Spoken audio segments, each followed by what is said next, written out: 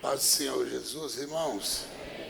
Hebreus capítulo 10. Hebreus capítulo 10, verso 19 ao 22. Tendo, pois, irmãos, ousadia. Alguém sabe o que é ousadia, esta palavra, traduzindo? Porque tem alguma... Atrevimento. Ousadia é liberdade, é atrevimento, é porta aberta. Você tem toda a liberdade, ousadia para entrar no santuário pelo sangue de Jesus. Ninguém entra lá se não for pelo sangue. Eita, palavra gostosa. Pelo novo e vivo caminho que ele nos consagrou pelo véu, isto é, pela sua carne. E tendo um grande sacerdote sobre a casa de Deus, cheguemo-nos com um verdadeiro coração, inteira certeza de fé, tendo o coração purificado da má consciência, o corpo lavado com água limpa. Ei, coisa gloriosa! Retenhamos firmes a confissão da nossa esperança, porque fiel é o que prometeu. Se ele prometeu, ele garante. Levante as mãos para os céus. Diga comigo: Senhor Jesus, eu creio na vitória, em nome de Jesus. Senta e abra a boca e glorifica o Senhor.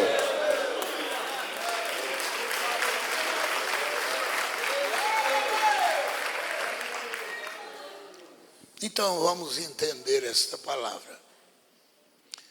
Quando Jesus ele assume a condição de pecador e vai para a cruz, ele ali faz a maior declaração de vitória que o homem possa imaginar. Não tem coisa mais expressiva para a vida humana do que isso. Jesus assume a condição de pecador. A minha, a sua, a nossa condição de pecador. Ele assume e diz: deixa comigo. Eu vou para a cruz. E quando ele vai para a cruz e morre na cruz, não foi o ato apenas dele estar na cruz e morrer, mas ali ele estava exatamente levando para a sepultura a minha, a sua, a nossa natureza. E ele vai para a sepultura, encerra.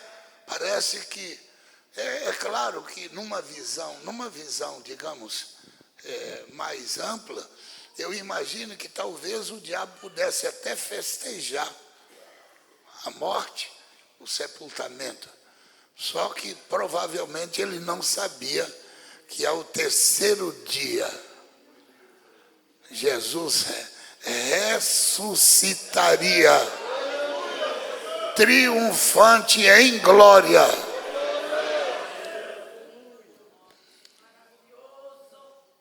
Ele deixou, olha que a morte de Jesus e o sepultamento não foi só isso. Diz o texto que ele descendo da sepultura, ele vai até mesmo aonde? Ao inferno. Prega aos espíritos em prisão que estava lá. O que é que ele faz mais? Tira a autoridade do diabo, ou seja, toma a chave da morte, do inferno.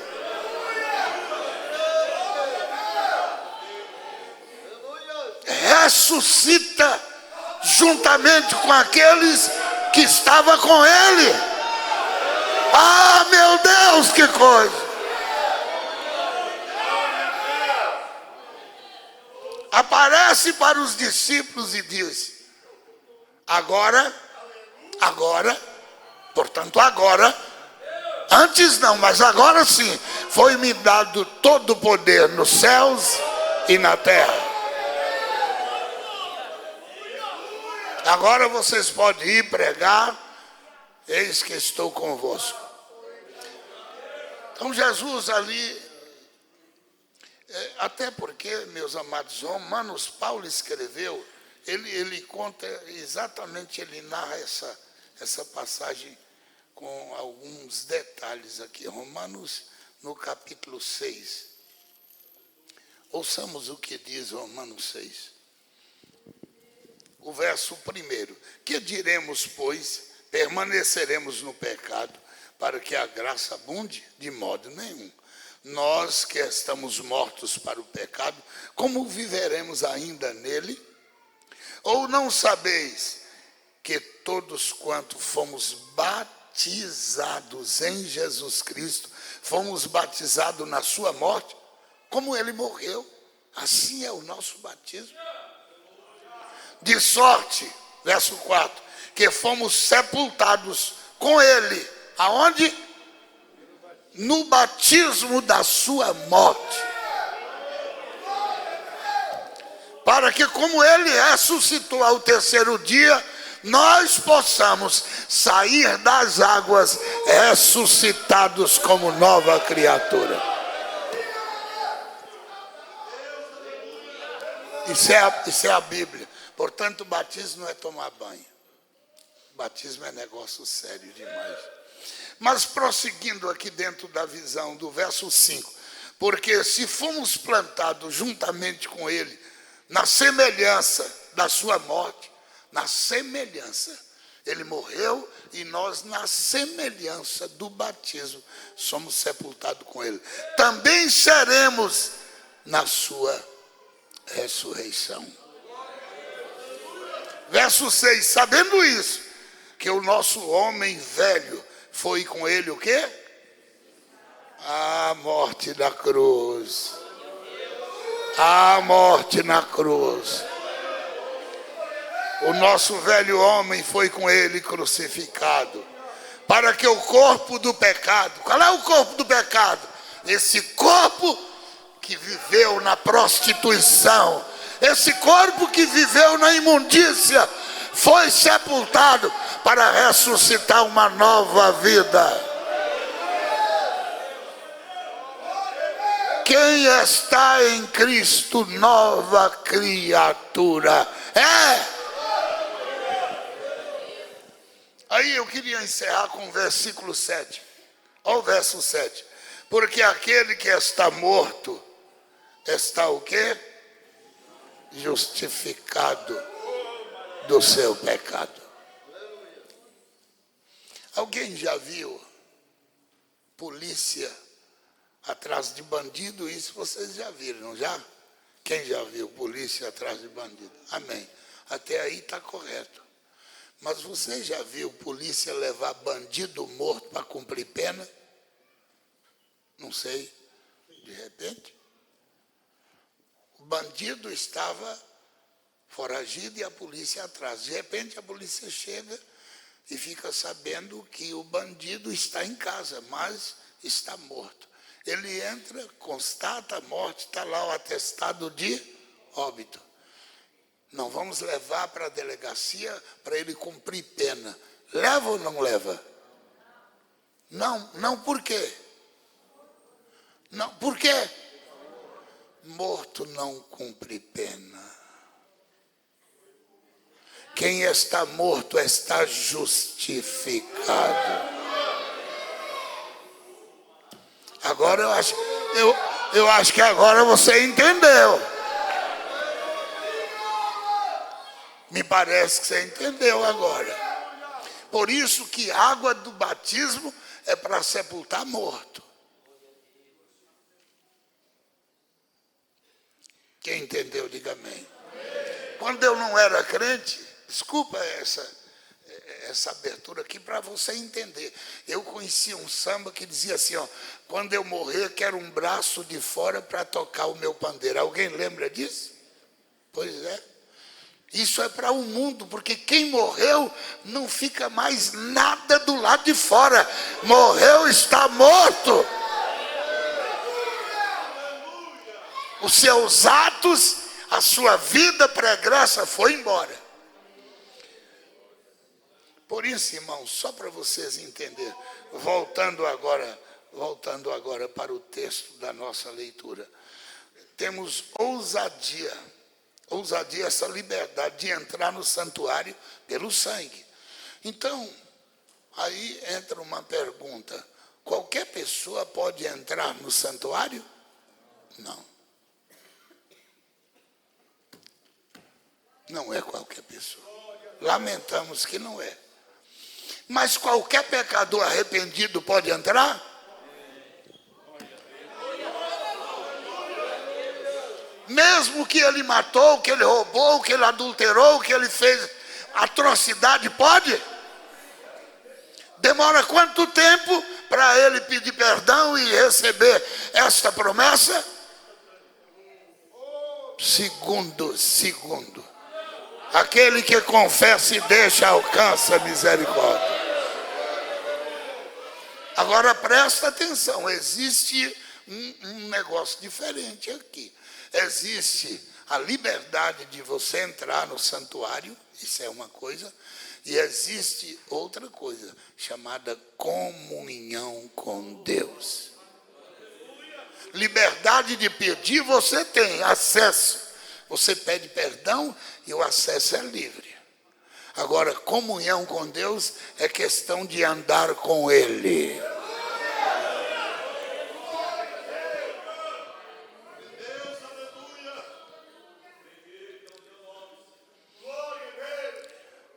Qual é a pessoa do seu convívio que você mais entende, que mais conhece e mais tem comunhão?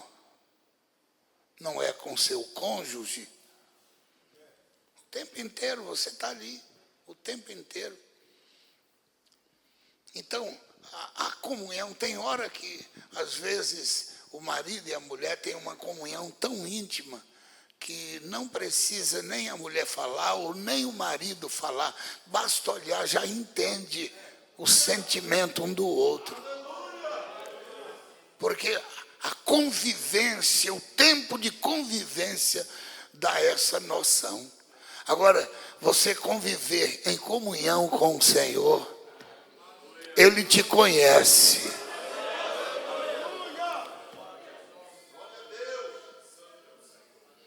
Quando Arão, juntamente com sua irmã, como é que era o nome dela? Miriam, ou Miriam, como queira, estava lá num momento digamos assim, de fraqueza, começou a falar mal de quem? Moisés, seu irmão. Moisés estava lá?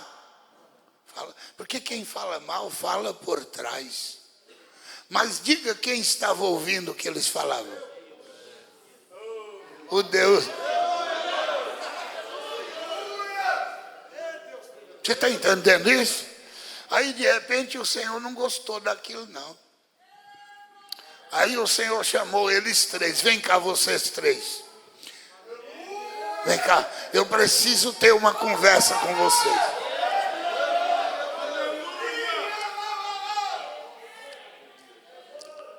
Irmão, comunhão com Deus é coisa linda. E o Senhor achou mal, achou muito ruim a atitude daqueles dois irmãos. Tanto é que eles sofreram a pena daquela situação. E aí o Senhor disse assim, ó, você já viu alguém com quem eu converso assim, ó, cara a cara?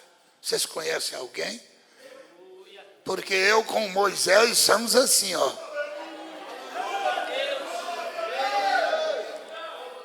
Você já viu alguém com quem eu falo assim, ó? Então, irmãos, comunhão com Deus é estar na presença dEle. É tão gostoso. Vocês estão orando nas madrugadas, estão, irmão? Se não tiver, começa a orar. Seja na madrugada, seja na manhã, mas comece a orar. Comece a buscar isso aqui, ó. Você vai ver como é gostoso a comunhão com o Senhor.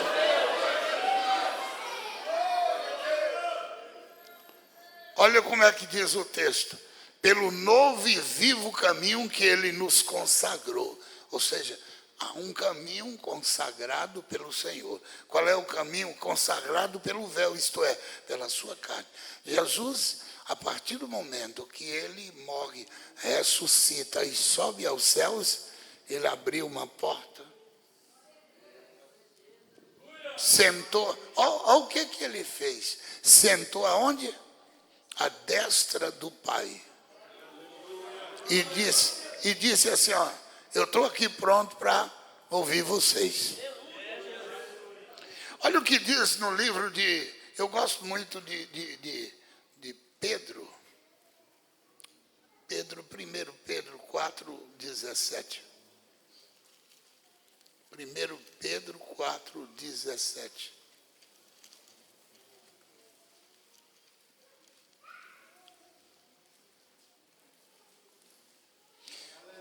É isso. Deixa eu voltar aqui, espera um pouquinho. Não, eu tô. Desculpa. Eu estou no texto na mão, mas eu estou falando besteira. É Hebreus 4, 14 e 16. É 4 de Hebreus e não 4 de 1 Pedro. Não tem nada a ver, desculpe. Vamos lá? Hebreus 4, 14 ao 16. Aí nós estamos com o texto na mão. Já encontraram? Olha o que diz o texto. Visto que temos um grande sumo sacerdote, junto do sacerdote Jesus, Filho de Deus, que penetrou aonde? Nos céus. Retenhamos firmemente a nossa confissão, porque não temos um sacerdote que não possa compadecer-se das nossas fraquezas, porém, que como nós, um sacerdote que como nós, foi por isso que a Bíblia diz que ele fez homem e habitou entre nós. Então, esse foi o sacerdote que como nós, conhece a nossa natureza. Amém? Que como nós em tudo foi tentado. Segura aí. Ele em tudo foi. Ele foi tentado em roubar. Ele foi tentado assaltar alguém. Foi. A Bíblia diz que em tudo ele foi tentado. Ele foi tentado em mentir. Foi. Ele foi tentado em pecar? Foi ou não foi? Foi. Não está dizendo a Bíblia que em tudo ele foi? Isso para provar que toda tentação que nós tivermos, Jesus já passou por ela. E toda tentação, a Bíblia diz que ela é humana. Por isso que Jesus, quando nós entendemos assim, que Jesus passou por tudo, significa que ele é capaz. Que na condição de homem, ele foi tentado em tudo, porém não pecou em nada. Prosseguindo. O versículo da nossa leitura. Porque em tudo, como nós, em tudo foi tentado, mas sem pecado. Cheguemos, pois, com confiança ao trono da graça, para que possamos alcançar misericórdia e achar graça, a fim de sermos ajudados em tempo oportuno. A porta está aberta para nós. A porta está aberta ou não está? Aí voltando ao texto da nossa leitura, no versículo 21, tendo um grande sacerdote na casa de Deus. O verso 4 fala exatamente, aliás, o capítulo 4 fala exatamente isso. Um grande sacerdote. Chegamos-nos diante dele com um verdadeiro coração. Por isso que quem serve a Deus, Deus dá um coração transformado. O coração de quem ama o Senhor é verdadeiro. Aquele coração falso já foi embora. Aquele coração mentiroso já foi embora. Aquele coração enganoso, enganador, já foi. Porque agora é um coração verdadeiro. Oh, coisa gloriosa. Por isso que o verdadeiro coração fala a verdade. No Salmo de número 15, eu estou tão encantado com essas coisas que me alegram muito. Vamos lá? Salmo de número 15. Rapidamente, eu estou já encerrando. Senhor, quem habitará no teu tabernáculo? Quem morará no teu santuário? Aquele que anda sinceramente, pratica a justiça e fala o quê? Verazmente, não entendi mais, que fala verazmente, segundo o seu coração puro. E ainda que tenha que sofrer dano, mas ele não muda. Seu coração é sincero, diga amém. Que fala verazmente.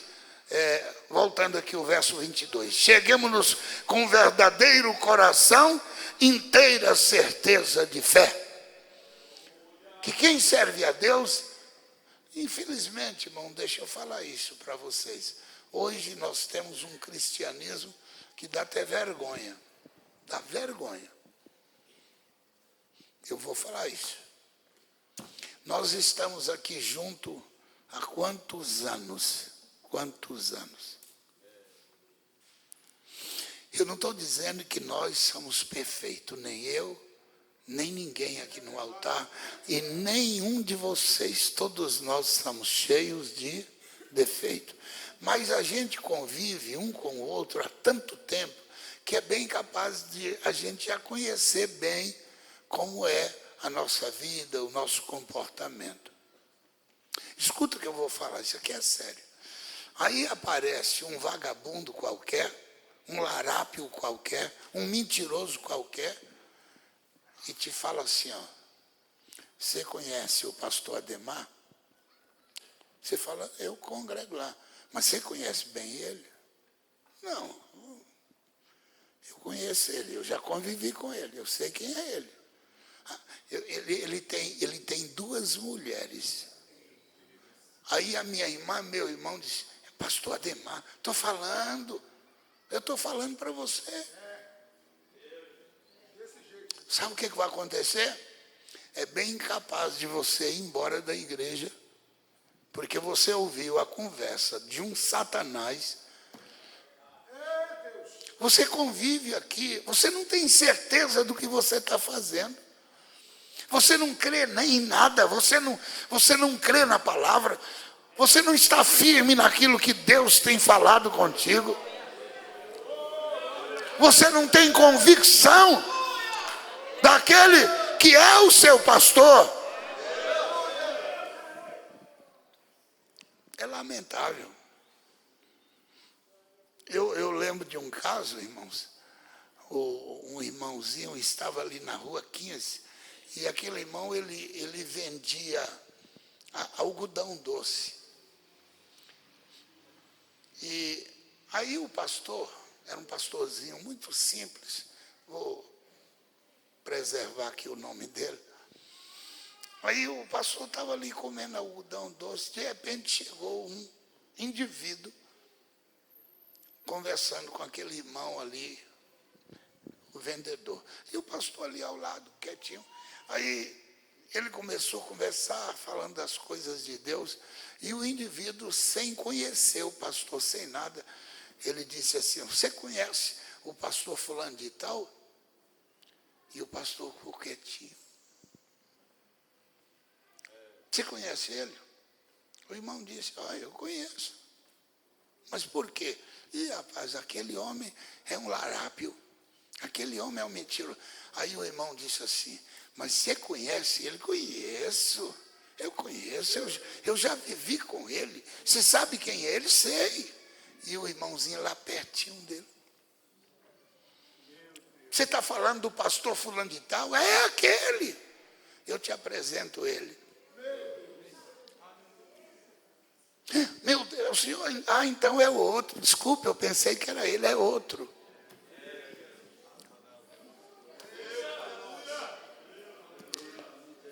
Irmão, cuidado. Firmado no Senhor pela fé. Não deixa. Chega um tempo, irmão, desculpa, com toda a minha sinceridade, chega um tempo que não é cabível mais em nossa vida esse cristianismo que não sabe o que quer da vida, que não sabe aonde está firmado, que não conhece a igreja onde congrega, que não conhece o pastor que ele está ali junto, comendo e bebendo do cálice e do pão. Você não conhece, você não sabe. Desculpe, chega uma hora que eu fico pensando que nós realmente não somos cristãos. Ou, aliás, nós somos superficiais. Nós não estamos firmados no Senhor. Porque quem está firmado no Senhor não se abala. Eu não estou dizendo que eu sou perfeito. Não estou dizendo que eu não vou cair e que eu não caio. Mas você é suficientemente capaz de entender que servir a Deus é independente de qualquer situação. Mas, enquanto você não souber de fato se aquilo que alguém está falando, do teu irmão, do teu pastor, do teu presbítero, não aceita isso. Investiga primeiro, procura saber se é verdade. Não deixe o diabo botar uma raiz de amargura no seu coração.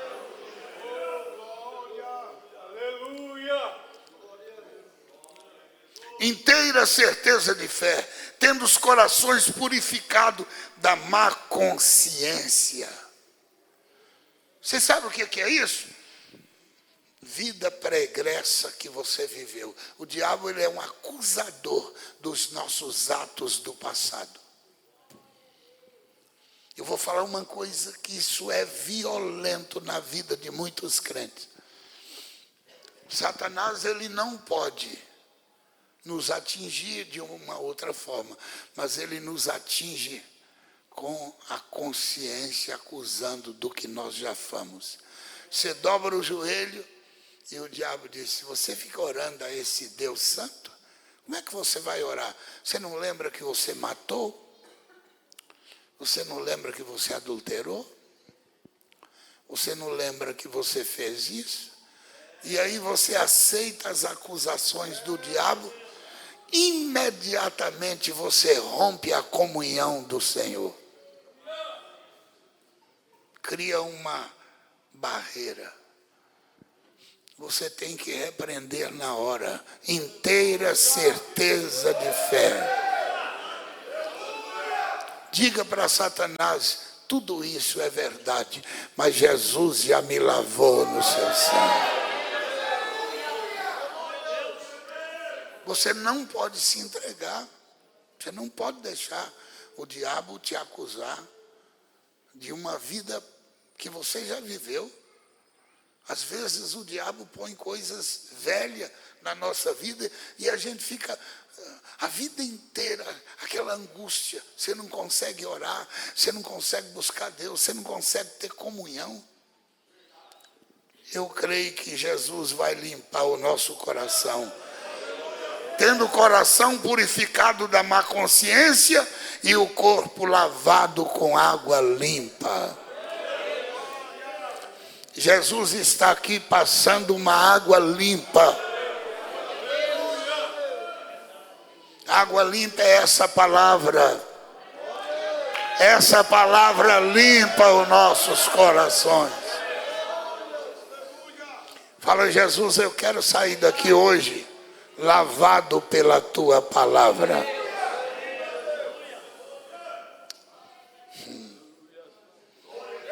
Lembra aquele hino que nós cantamos?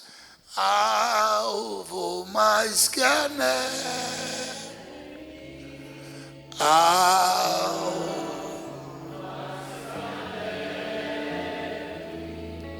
se nesse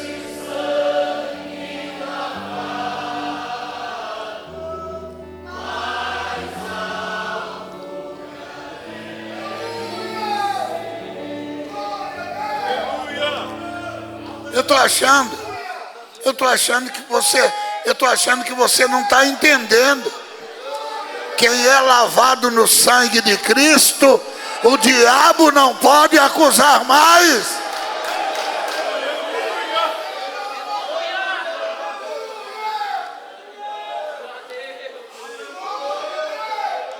Glória a Deus. Eu vou contar um fato tão desagradável. Era bom até a gente não falar isso no púlpito, mas eu falo porque o púlpito é lugar de falar, principalmente para os irmãos. Nós, há pouco tempo atrás, morreu a esposa de um presbítero da igreja. E sabe como é que ela morreu? Enforcada. Mas você sabe por que ela morreu? Por causa disso, depressão. Satanás vai acusando a pessoa e a pessoa vai se entregando a essa situação. Meu irmão, há muitas pessoas que ele vai se enclausurando, eu vou repetir, ele vai se enclausurando dentro dele mesmo e ele vai morrendo. E o diabo está dizendo, não adianta que você está derrotado. E ele vai parecendo o bicho da seda, morrendo ali. Irmão, nós servimos um Deus tão tremendo. O caminho está aberto. Eu acredito tanto nisso. Você em casa, a sós com Deus, ou em qualquer outro lugar, você pode dizer, Jesus, quem fala aqui sou eu, fulano de tal. Ó, o senhor me conhece, não conhece? Você vai usar suas palavras.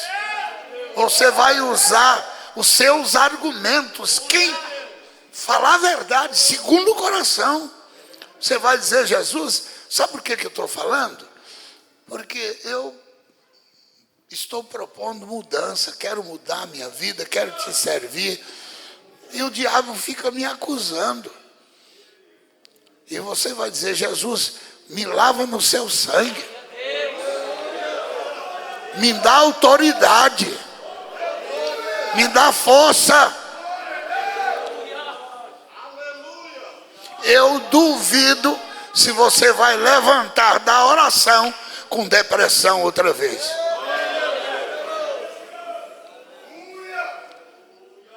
Você quer curar a depressão? Comunhão com Deus. Entra na presença do Senhor. Eu não estou dizendo que a depressão não atinge a vida de uma pessoa cristã. Atinge. É possível, é. Mas comunhão com Deus resolve o problema. Que Deus te abençoe. Retenhamos firme a confissão da nossa esperança. Retenhamos firme a confissão que nós fizemos, dizendo, Senhor, Tu és a âncora da minha alma. Eu estou seguro e firme. Que Deus te abençoe. Essa é a palavra de Deus para nós. Vamos ficar em pé. Palmas para o Senhor Jesus.